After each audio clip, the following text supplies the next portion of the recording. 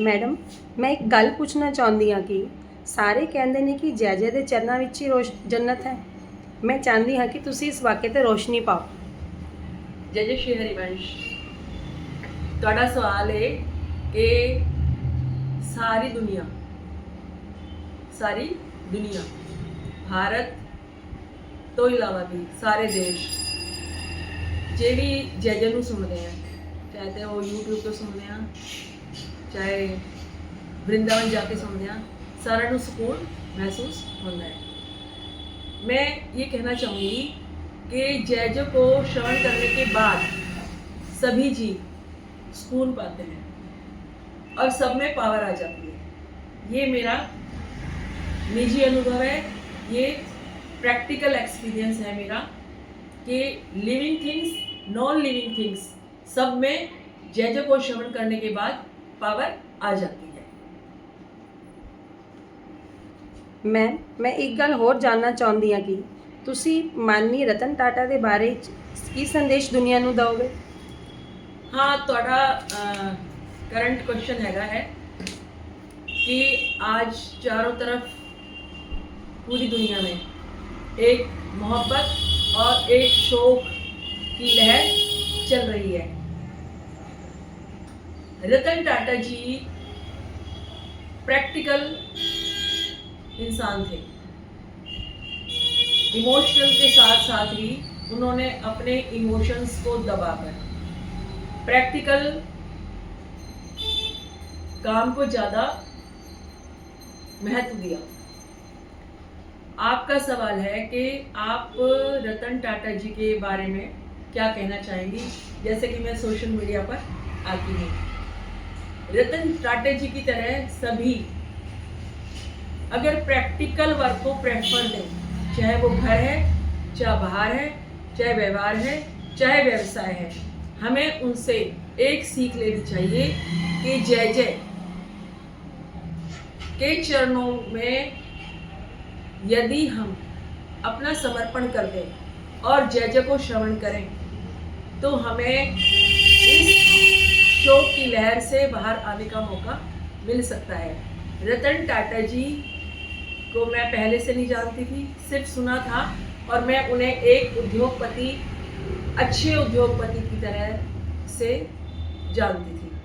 लेकिन अभी कुछ दिनों से जब मैंने सोशल मीडिया पर उनके विचार, उनके शब्द सुने तो मेरा कहने का मतलब यही है कि हम सभी को, चाहे वो घर हो, बाहर हो, समाज हो, चाहे युद्ध का मैदान हो, सरहद हो, हमें प्रैक्टिकल होना चाहिए।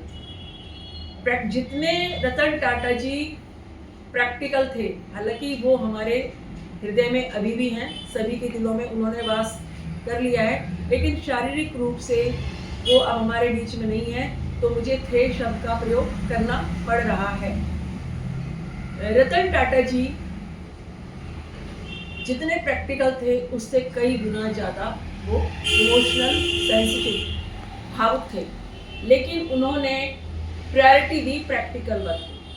वो कब किसकी मदद कहाँ कर सकते हैं, चाहे वो देश है, चाहे वो व्यक्तिगत रूप से किसी की सेवा कर रहे थे, चाहे वो किसी जीव की, चाहे मानव की या पशुओं की, उन्होंने हर जीव की प्रैक्टिकल हेल्प की।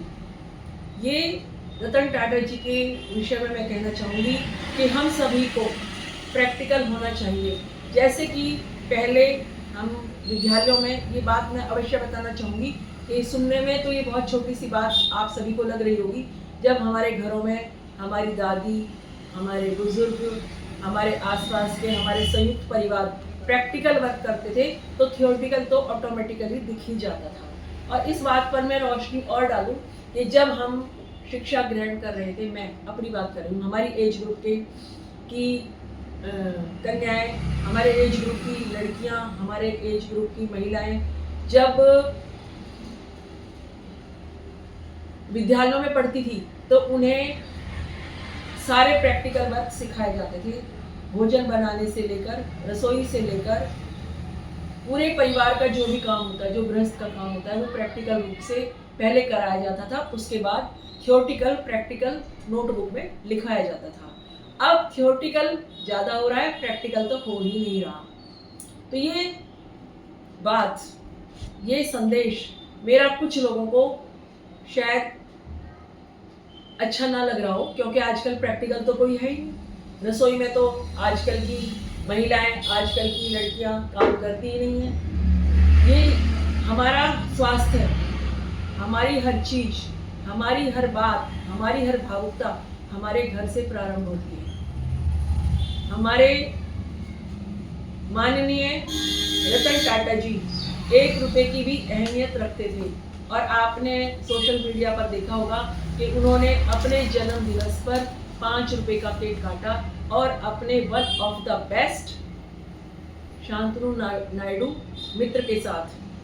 कहावत है, सच्चा दोस्त माँ की गोद किसी किस्मत वाले को मिलती है। तो इसी तरीके से सच्चे संत श्री ताम्रलिप्त जी के चरणों में समर्पण करने के बाद हम इस दुख में से निकल सकते हैं। मैं शांतनु नायडू और उनके जो पालतू कुत्ता है उनके प्रति भी सद्भाव रखते हुए शांतनु नायडू, उनके परम मित्र को ये संदेश देना चाहूँगी। ये मेरी उनसे हम्बल रिक्वेस्ट है, इसकी कोई वजह नहीं है, सिर्फ मेरी हम्बल रिक्वेस्ट है। मेरा निजी अनुभव है कि जय के शब्दों को श्रवण करें यूट्यूब पर श्री ताम्रलिप्त जी के नाम से चैनल है।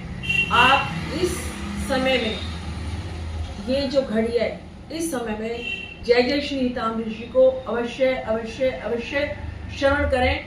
और जैसा कि मैंने अभी कहा कि माननीय रतन टाटा जी के पालतू कुत्ते का जो बहुत बुरा हाल है, आप उन्हें भी जय के भजन कीर्तन सुनाएं। ये मैं अपना प्रैक्टिकल अनुभव बता रही हूँ कि यदि आपके घर में आपके पौधे जय को श्रवण करते हैं, आपका पर्स, आपका पेन भी जय को श्रवण कर रहा है, यहाँ जय के भजन चल रहे हैं, इस कक्ष में यदि जय के भजन चल रहे हैं, जय की स्पीच चल रही है, तो इस पेन में भी वो एक अलग से ऊर्जा आ जाएगी जो कि एक संत हमें देते हैं। एक पत्थर में भी वो जीने की आकांक्षा, एक उस पत्थर के अंदर भी एक उत्सव बन जाएगा। जैसे कि आपने सुना होगा जन्नाबाई के उपलों से आवाज आ रही थी, विठ्ठल विठ्ठल विठ्ठला। जैसा कि आपने सवाल किया मुझसे कि आप माननीय रतन टाटा जी के विषय में क्या कहना चाहेंगे। मैं रतन टाटा जी को सिर्फ इस तरीके से जानती थी कि जब हम आपस में कहते थे, हाँ तू बड़ा टाटा बिरला है, या एक ये मान के कि हाँ एक वो बहुत उद्योगपति है। बस मैंने 2-3 महीने पहले जय श्री ताम्रलिप्त जी के सत्संग में उनके विषय में एक वाक्य में एक तारीफ सुनी थी, उनके प्रैक्टिकल वर्क की, उनकी शख्सियत की। जय ने सिर्फ एक वाक्य में रतन टाटा जी को हमें स्मरण कराया था उनके जाने से पहले। ये 2-3 महीने पहले की बात है, जब मैं वृंदावन गई थी और जय के इस सत्संग को मैंने श्रवण किया था। तो रतन टाटा जी की एक शख्सियत के बारे में जय ने सिर्फ एक वाक्य हमें बताया था। बस जब से मैं रतन टाटा जी को और रिस्पेक्ट देने लगी 2-3 महीने पहले से, क्योंकि मैंने जय के मुख से रतन टाटा जी की तारीफ सुनी थी। तो बस मैं इतना रतन टाटा जी को जानती हूँ। आज मेरा संदेश, एक मेरी हम्बल रिक्वेस्ट शांतनु नायडू के प्रति और उन सभी के प्रति, पूरी दुनिया में उन सभी जीवों के प्रति है जो आज माननीय रतन टाटा जी के व्यवहार को लेकर एक शोक में डूबे हुए हैं। वो इस शोक से ऊपर तभी आ सकते हैं जब जय को एक समर्थ संत श्री ताम्रलिप्त जी को श्रवण करें, क्योंकि यह बहुत ज़रूरी है, ये बहुत ज़रूरी है। यदि शांतनु नायडू जी इस दुख से बाहर आएंगे और पूरे वातावरण को संभाल लेंगे, तो माननीय श्री रतन टाटा जी को असीमित शांति मिलेगी। तो ये मेरी शांतनु नायडू जी से हम्बल रिक्वेस्ट है, आप मुझ पर भरोसा करें, विश्वास करें। ये मैं आपको प्रैक्टिकल बता रही हूँ, ये मेरा निजी अनुभव है, प्रैक्टिकल पर्सनल एक्सपीरियंस है मेरा। आप मेरी इस रिक्वेस्ट को अवश्य माने, बाकी सब बातें छोड़कर, इधर की उधर की बातें छोड़कर, सिर्फ और सिर्फ कुछ महीने ज़्यादा से ज़्यादा YouTube पर महर्षि श्री हिताम्बरी जी को श्रवण करें और आप बहुत आसानी से जा सकते हैं। आपकी पास सारे साधन हैं और माननीय रतन टाटा जी आपको इतना अच्छा रास्ता देकर गए हैं कि आपके लिए कोई मुश्किल नहीं है कि आप वृंदावन में जाकर गांधी मार्ग पर हिता आश्रम में जय जय को श्रवण करें। जय जय के दर्शन मात्र से ही आपको वो सुकून मिलेगा जिस सुकून से माननीय रतन टाटा जी के हृदय को बेहद सुकून मिलेगा। ये मेरी शांतनु नायडू जी से एक हम्बल रिक्वेस्ट है। मेरा सोशल मीडिया पे ये सब वाक्य कहने का ऐसा कोई मकसद नहीं है कि आजकल ज़्यादा से ज़्यादा सोशल मीडिया पर रतन टाटा जी के विषय में ही बातें हो रही हैं,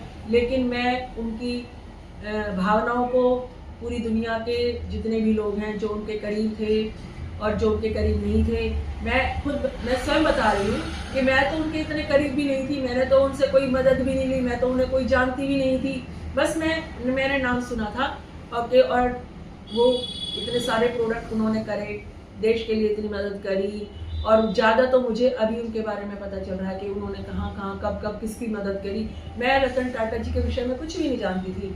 बस मैंने एक बार जय जय के मुख से सत्संग में उनकी तारीफ सुनी थी। तो मेरा कहने का मतलब ये है कि जय जय श्री हिताम्बरी जी जैसे संत इस दुनिया में पता नहीं कितने हजारों वर्षों के बाद आते हैं। और मैं ये कहना चाहूँगी कि संसार का प्रेम ये एक कृष्ण की माया है। इससे और ऊपर उभरने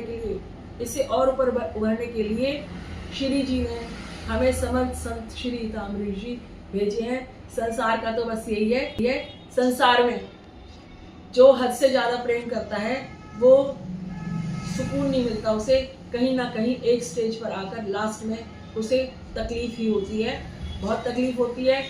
चाहे सामने वाला तुम्हारे साथ बहुत ज़्यादा वफा करके चला जाए, जैसे माननीय श्री रतन टाटा जी, या समाज में तुम्हें बेवफाई दिखाई दे, संसार तो रुलाता ही है।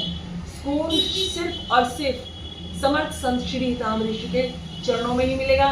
रतन टाटा जी इतनी ज़बरदस्त वफाई, इतनी ज़्यादा प्रेम, इतना ज़्यादा स्नेह, इतनी ज़्यादा भावुकता, इतनी ज़्यादा मदद, इतनी ज़्यादा सहायता देकर इस संसार को चले गए कि सभी की आंखें अभी तक नम हैं। मैं फिर भी यही कहना चाहूँगी कि सभी को मेरा ये संदेश है कि आप YouTube पर समर्थ संत श्री हिताम्बरी जी को श्रवण करें।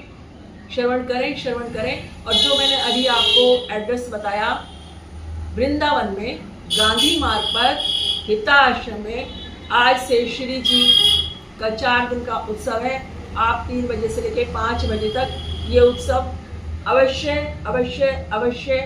अटेंड करें। आप देखना कितना सुकून मिलेगा। और जैसा कि मैंने अभी आपको बताया कि जितने बीइंग्स और नॉन बीइंग्स, ह्यूमन बीइंग्स और मैंने दूसरी चीज़ों को बताया कि जो निर्जीव है उनमें भी एक शक्ति आ जाती है। ये मैं आपको 100% लिख कर दे सकती हूँ। मैम, एक मेरा बड़ा भावुक सवाल ये है कि शांतनु नायडू और माननीय रतन टाटा का पालतू जीव ਨੂੰ ਕਿਵੇਂ ढांढस बंधेगी। मैंने जैसा कि अभी बताया कि जितना भी पूरे देश का, पूरी दुनिया का और शांतनु के आसपास का वातावरण, उनके पौधे, उनकी चीज़ें जो वो उन्हें छूते थे, तो मैं समझ सकती हूँ शांतनु नायडू का क्या हाल होगा, मैं समझ सकती हूँ। तो वो सब चीज़ें अपने बैलेंस्ड में आ जाएंगी, संतुलन में आ जाएंगी और संतुलन में आते आते इतनी खुशहाल हो जाएंगी कि रतन टाटा जी जब उन्हें देखेंगे तो रतन टाटा जी को भी अति परम शांति मिलेगी। ये मेरा आप सभी को संदेश है। जय जय श्री हरिवंश। जय